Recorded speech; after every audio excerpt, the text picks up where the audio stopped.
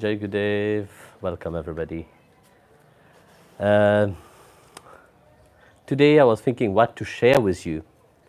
It was a funny situation. You see, every day when we are eating, the monkeys are coming. You know, the monkey in Vrindavan is very famous for stealing everything. You know, when you go to the marketplace, they steal your glasses. And right now there's not many people. But see, when they steal your glasses, so automatically you have to throw juice to them or something, but they can just drop your glasses back to you. So lately, there's no, all the marketplaces closed and people are not really around also. You know, when people are walking, they always throw things around. So the monkeys are hanging around here because they know that we are cooking food for 50 people here. So this just now, I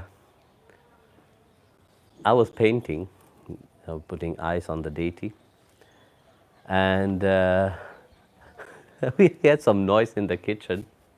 One of the devotees went by, he didn't see anything. I keep hearing noises. I went in the kitchen, there were one little monkey who was making noise outside just to divert the people, and there was one big one taking everything what he can and running outside. So it was really funny, and also we have to chase them away. I tell you, it's so funny. These monkeys are so intelligent. They sit here and they make noise. Lately they have not been coming here. So this is amazing when there is satsang, because otherwise you can hear them. No? While satsang, you hear them walking around, or you see what I'm looking at them. So that has been happening, and yeah, yesterday was wonderful because yesterday night we had pizza, and all the devotees have two pizza. We had made more than 100 pizza, and we made it on wood. We made it not on wood, I mean on charcoal, and amazingly it was very nice. I was impressed myself. So, yeah, you see how wonderful quarantine we are having here in Vrindavan. I'm sure you also are having such a great and wonderful quarantine at home. And really, I'm sure also you're enjoying yourself. And also one thing is that we are having quiz every night on different subjects, Bhagavad Gita, Bhagavatam, and so on. It's really very educative. And you should do that also. And sometimes we're watching some nice saint movies. You know. So we are quite busy here in Vrindavan. I'm sure everybody will agree. So, I will ask Swami Revati now to ask the question. Jai Gurudev, Guruji. Yeah, Jai Gurudev. Seeing the stories of Vishnu's main incarnations, so many people were cursing each other right, left, and center. In all, it's clearly seen how the curses were not only fulfilled, but even had to be fulfilled. Nowadays, is this also the case if someone curses? Actually, you see, the sages, they would not curse randomly like that. As if you are educated into that society, you know, that if you have been studying really the Vedic culture, you will see that a curse, it is a blessing in disguise, especially when it comes from a sage, a saintly person. Of course, you will not perceive it when you're hearing it, when you're reading it. Because you see, the word curse in itself is a very terrible thing. But a blessing can come in many ways. You know. And mostly blessing come in ways which we don't expect it to come. So whether curses still happen? Yes. Because you see, nowadays people do more offenses than doing something to receive the blessing. So due to that, they bring more curses upon themselves. So mostly, who is cursing who nowadays is you yourself, you're cursing yourself by how you think and by your action. And of course, when you hurt somebody's heart, automatically you will get cursed. It's not a curse, it's a, you see, when you hurt somebody, that person's heart feel that hurt. It is not the heart of the person which is feeling that hurt. Actually, it is the Atma itself. How many times in one life, you know, one have hurt somebody, knowingly and unknowingly, many times. And in your point of view, do you think, yes, I'm doing something right? But what is into that person which you are hurting? You don't know what is inside the person. So, yes, curses are still happening.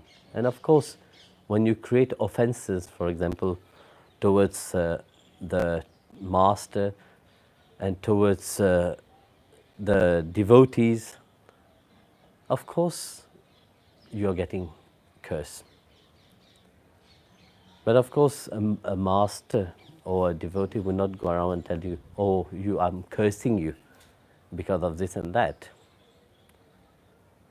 But this happens naturally, because it is a curse from the Atma itself, not recognizing the grace which God have given you to be in the proximity of that person, what you have to learn to be among these people. You see, in life, you will not find everybody. You will not get only good people around you. You find all kind of people. So, the Master showed the way of love. You know? But it's up to you really to learn to accept it and walk that path. So, coming on to that thing, on that question again, you know, the sages were cursing. In reality, their curse was a long-term planning of how things must be.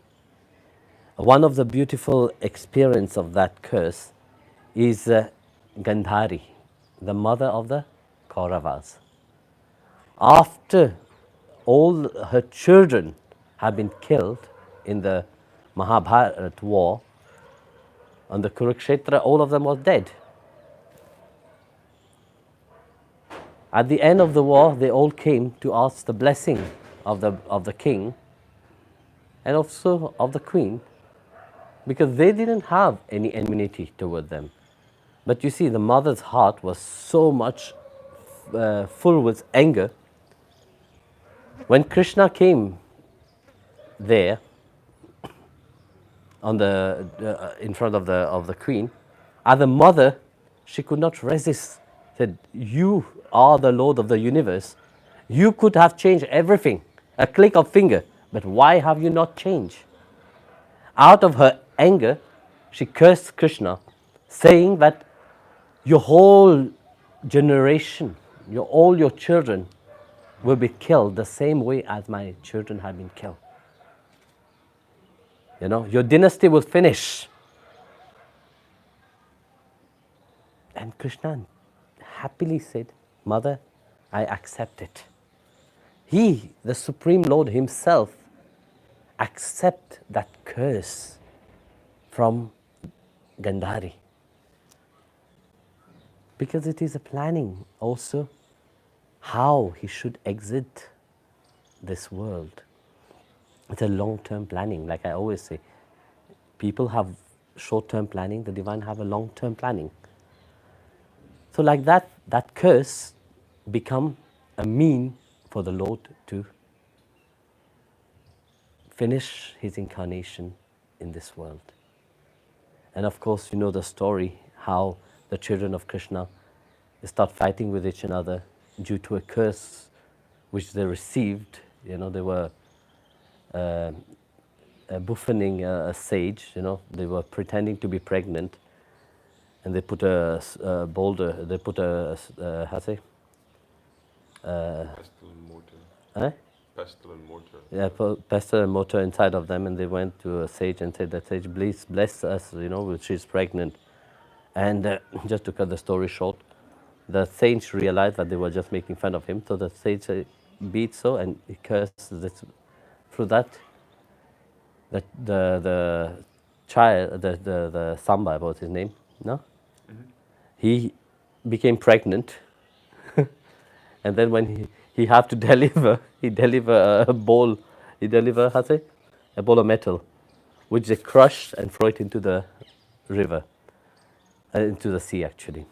The fish ate it, and some of the, how to say, the metal went into, because they grind it complete into powder, so the metal went around.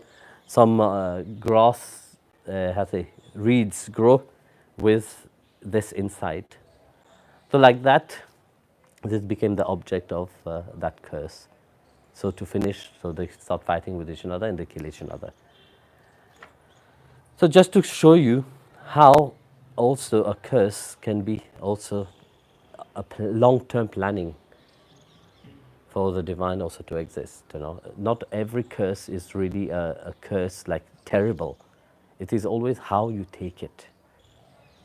You know, the curse can be a blessing also, like that you can see in many lives. You know, when your life is going upside down, you curse. You know, you say, "Oh, what I'm cursed about," because you don't see any solution. You don't see anything. What you see completely darkness. You see everything is falling apart. But later on in life, when you look backward, you see that it had been a blessing also. You know, because for whatever have happened in your life, that experience have bring you to where you're standing now. You know, so it's not always bad. You know. It is also a blessing itself. Jai Gurudev Guruji, you have said that your devotees are your family and that you have come here for them. If so, is there a limitation of the total amount of initiated devotees you will have? How many might that be during your lifetime? Look, I am not here, you know, in collecting initiate devotee. It can be that somebody is devotee but is not initiated. So it's not always, we can't say only the initiate devotee or devotee. Those who follow what I'm saying, they are the devotees, you know. So it can be million, it can be 2 million, it can be 10 million, it can be billions. It doesn't matter for me, you see. So I'm not really concerned about the numbers. You know, what I'm concerned about is how they are transforming. You know. So if one among them really transform, that's enough for me. And which is quite rare, actually. You see, very often, not. You see, let's say to call yourself a devotee. Okay, what it is to be a devotee. You know, it's not just by getting the initiation. You know, very often you hear people just say, "Oh, yeah, I'm an initiated devotee," but yet that devotee doesn't know anything about their path.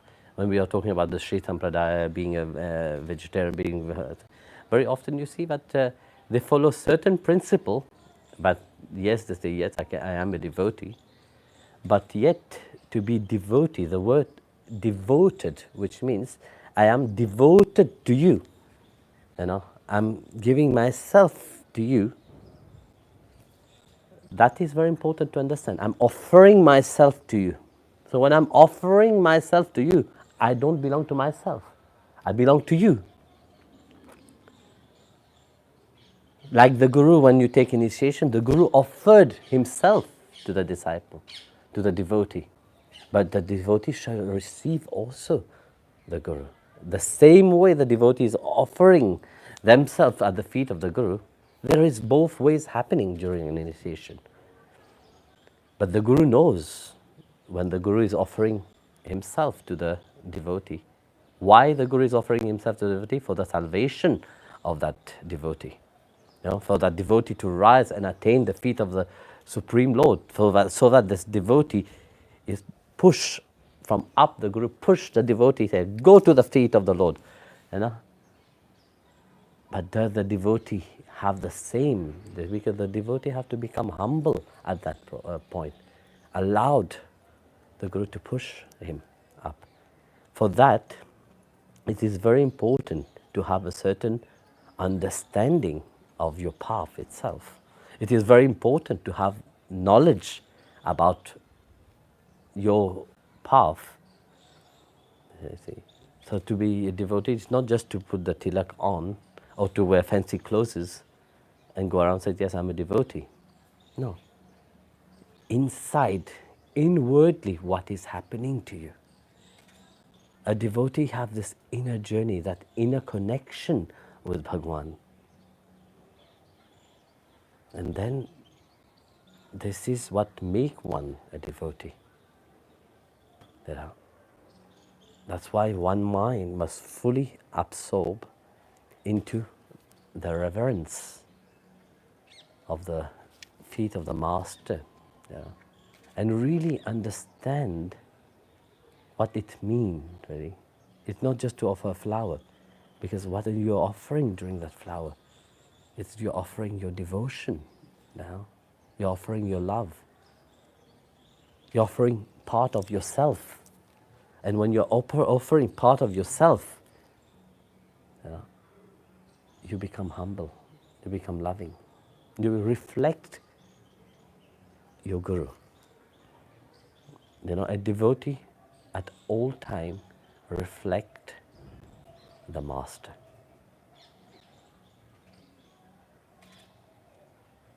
Very often while traveling in India, I have noticed, certain disciple, here I'm not using the word devotee, I'm using the word disciple, of a certain Guru, they look alike. Guru and Shishya look alike. Automatically, this person is a Guru of, is a disciple of so and so. Because the color, I'm not talking about the physical color right now. I don't expect Swami Revati to start looking like me. He will have to really do some good tattooing upon his skin. But the quality, the inner quality reflect through the devotee. The inner quality, the Master reflect through the devotee. As much as they surrender to the Master, as long the whole attitude change and start to resemble the Guru. They don't become the Guru. This is very clear because you see very often people misunderstand that. They don't become the Guru, but they start to resemble in their gesture, the way they speak, the language they speak. So then you see also that humility and that love start shining through them. So this is the quality of a devotee and the quality of a disciple. Followers also, Like I said at the beginning, I'm not here to collect numbers of people, But it is the duty of everyone whose life have transformed to transform others' life. when you hold a certain light inside of you, you can't keep that light. Like Jesus said in the Bible, when you have a light, you don't put it under the table or under the cupboard, but you shine that light. So that is a devotee. Guruji, it is written in your commentaries of the Guru Gita that we have to focus our mind on the Guru's feet. My Ishtadev is Krishna and I chant Om Namo Narayanaya. My mind is confused. It doesn't know who to focus on. Whom do I have to focus my mind on at all times? Well, look, Guru have given you a certain sadhana to do, no? So your Ishtadev is Krishna. So is there any difference between Krishna and Narayana?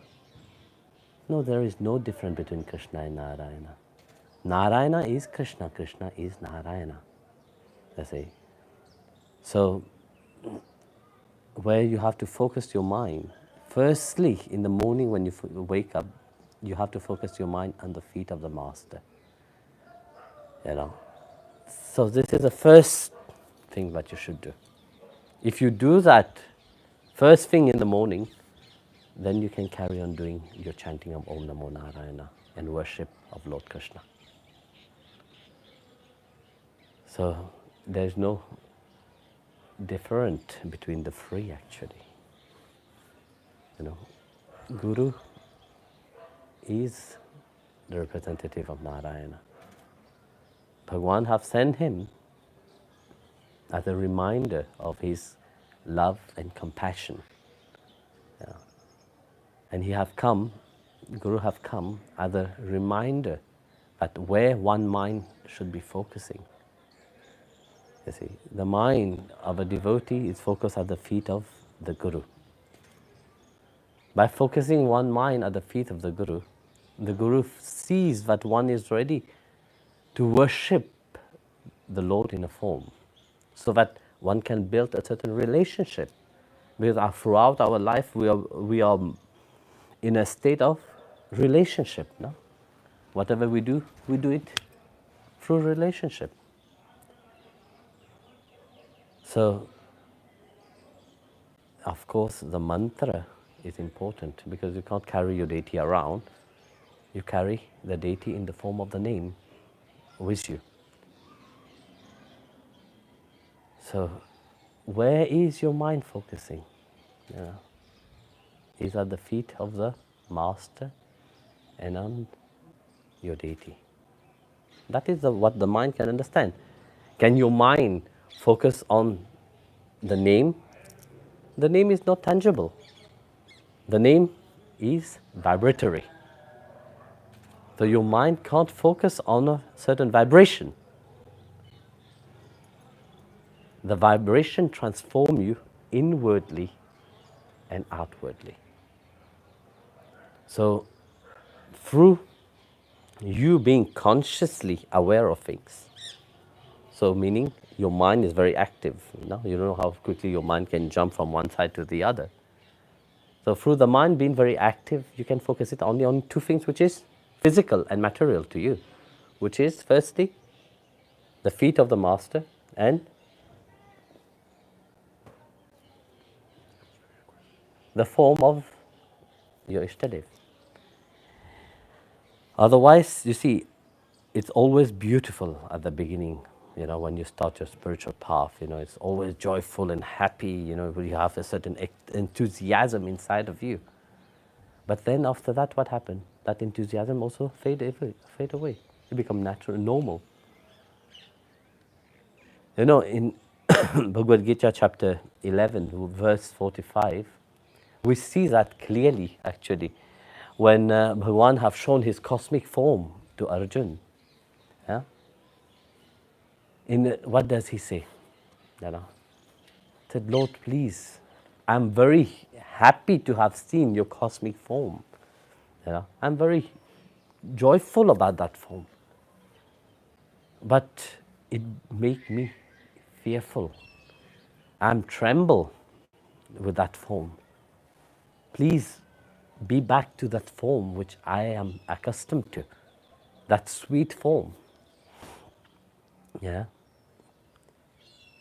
You see, when we start our spiritual path, there's this enthusiasm in oneself, I want to do something, I want to change this, I want to change that. You have great list that you have. Then you do it for 1 month, 2 months, 1 year, then it starts to fade. I said, okay, yes, okay, my daily routine start coming. Because this is how your mind have been conceived to. See? If you don't keep your mind on track, on focus, but this is my aim, really, and I want only that, it will fade away. The same when Arjun do this prayer to Bhagwan Krishna and said, please give me, this form is terrible. I'm very excited. There's an excitement into it. No? But then what? The mind kick in, that fear start to arise. Okay, now that I have seen this cosmic form, I have seen you in who you are truly. I can't handle that. Because very often people say, God, please give me yourself. Give me yourself. Bhagavan said, okay, I'll come. Would you be able to handle him? If you don't have any relationship with him, you will never be able to handle him. Even those who have relationship with him could not handle him. That's why, previous to that, he prayed, please forgive me. He asked Bhagavan, chapter 11, verse 44, no? He asked Lord Krishna, please forgive me. Your adorable Lord, please forgive me. I have, in any way, if I have made any offense to you, please forgive me. Just like a father forgive his son, just like a friend forgive his friend, just like a lover forgive his beloved. Forgive me. I implore you for that forgiveness. Because you see, again, it's about our relationship. It's about this this relationship that we have through many incarnations. What we recognize, you see, what we think we know about. It comes to a point of saying that, yes, I don't know anything. I have always have a certain conception of things that I know, because I have read it somewhere, I've heard it somewhere. But the Bhakta realize that throughout their life they don't know anything. The only thing that it is know is only that I have to hold strongly at the feet of the Guru and God. So, you see, there is two kinds of bhakti in one life. We have Aishwarya Bhakti and Madhurya Bhakti. Two kinds of bhakti. Aishwarya Bhakti, we have our relationship, but we stand far away from each another. We are far. I'm here. I do everything as a submission to your will. Just like a king, A king is in his palace. Everybody is submit to the king. So they will have devotion in the service, but they can't have that intimacy into their service. Note one thing, you see, the service is the same, but that intimacy, that relationship, that closeness is not there. Then you have Madhurya Bhakti. Madhurya Bhakti normally is divided into four steps. Just say yes. So, you know this Bhakti. Dhasya Bhakti, Sakhya Bhakti, Vatsalya Bhakti, and Na Madhurya Bhakti. So, Dasya Bhakti is when we have a certain feeling of serving. We are servant to the Lord. Like Hanumanji, no? Like the devotees have. Sakya Bhakti is even more intimate, is like a friend. Often the saints, they see God as a friend. It's funny, but again I said it's only the Vedic tradition that gives this kind of relationship to God. Other tradition doesn't give that. Because in Sakya Bhakti,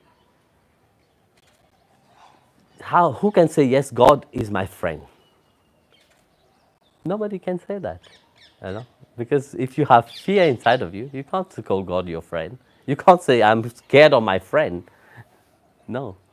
You have a certain relationship with a friend, but there's an openness. There is a certain understanding that the understanding of my friend understands me more than anybody else.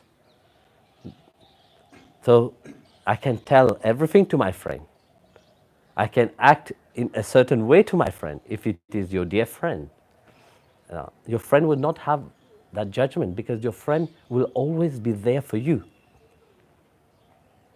No matter what, no matter how you are, your friend, if they call themselves a friend, they will always be there for you.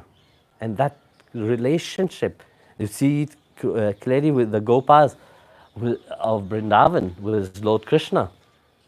You know, they could take Krishna on their shoulder. You know, they could eat and give Krishna the leftover, and Krishna will happily accept it. They will beat Krishna, and Krishna will beat them. They will run behind him. They will do all kind of mischief with him. That kind of mischief, this is a dearness which a friend have. This a das can't do. A servant can't do. Then Vatsalya Bhav. Not everybody can have Vatsalya Bhav. This is unique in itself. Where you are taking the Supreme Lord Himself as a child. You see Him, that dearness, that you can't see Him differently. You can't see Him as a friend, you can't see Him as a servant, you can't see Him as a beloved. You see Him as a child. You know, in certain sampradaya, they worship baby Krishna. You know, for them they have that devotion that this is how I want to serve you. They serve him as baby Krishna. For him they have this Vatsalya bhav inside of them, that bhakti as a parent have, you know. Just like Nanda and Yashoda have, Dashrath have, you know, and so on. Many saints also have it, but which is quite rare in itself. Then you have Madhurya Bhakti in itself, Madhurya Bhav in other tradition they will say. That Bhakti is unique. This is what our soul longs. That Bhakti, you see the gopis of Vrindavan have for Krishna. Not only the gopis of Vrindavan, many great saints, the lover of the Lord, they had this, where God become the lover. It brings that intimacy even more deeper. But I'm not living my life for me. I'm living my life for my beloved. And whatever I do is to please my beloved. You see, when you are in love, freshly in love especially, your mind is constantly only thinking, about your beloved. No? Wherever you are, whatever you're doing, what is he doing or what is her doing? So your mind is fully saturated with the remembrance and thinking of my beloved one. So this kind of bhakti, is also there. So these two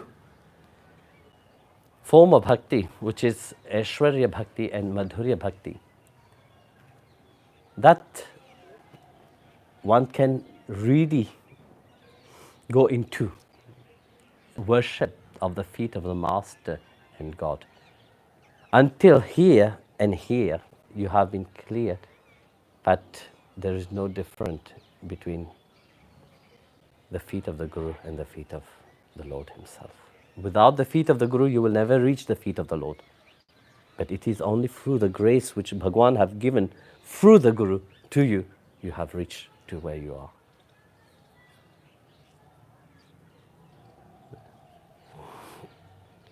Yugadev, you tell us to love each other and that God is love. Unfortunately, when people fall in love or lead a relationship, they often get very rajasic because of their attraction for each other. But in the Gita, Krishna tells us to transcend and overcome all the gunas. So here's my question. Does human love always lead into these qualities, or can we learn to love transcendentally even in a relationship? Look, there is many relationship which, of course, at the beginning, because you have a certain tendency, the love start firstly with rajasic quality, because this is what people live in their life about. You go into in the daily activity of your life, and you want a life to be how everybody want to have a normal life, say a mundane life itself. Until you understand that life is not just to live like, because the animal also lives like that, So when we take a bundle, when we decide to take a bundle of this rajasic quality, put it all together and surrender it to the feet of God, and say, yes, but I'm ready for that, for that transformation to happen. I'm ready for, you can see that in the life of devotees very often. Their life gets transformed once they have reached their spiritual path. They realize that, yes, I don't want to live that kind of life anymore. I have lived that kind of life. Did that life give me really happiness? It is becoming just a routine, just a mundane routine. I'm doing the same thing daily, I'm with the same people, I'm talking the same thing. How many people live that kind of life? The whole world is living this kind of life. But when you go on the spiritual path, you're called to transform your life, to rise beyond these limitations, to attain, to get something even more deeper. Yeah? So this is when you do your sadhana, you fully say, yes, I am committed. And especially if you both, husband, wife, children, are on the path, it's easier. Because otherwise, one will start to transform, the other one will never be able to handle. Because you see, when you start to rise upon the ladder of spirituality, you detach from that normality of things. Because you see, when you are on the normality, you are looking at each other, you have a certain understanding of each other. I say. So this one understands this one understands that one. So when you start growing spiritually, that detaches itself. You understand what is down, but down can't understand what is up here. It's like when you are going up on the stairs. When you are down, you don't know what is happening up on the roof or on the top floor, whatever you want to call it. You go middle, you see from a certain angle what is happening, but you don't have any clear view of what is happening. Down, they don't have any clue what is happening. You start to have a certain clue what is happening. That transformation between down and in the middle itself is a big different. The more you're growing, you reach to the top floor, you have a clear view of the whole things. When you have a clear view of the whole things, what is happening up there, you have the clue, you have the understanding. But those which is down, they don't have that understanding. Even if you try to explain to them, they will not understand what is happening. So it's important also to understand them, but not everybody is on the same level of spirituality. So those who really goes above that, they have even a clearer understanding of life itself. And one thing is very important is to share, really. Whether the person wants to listen or not, try to share that understanding in a language which the people understand also.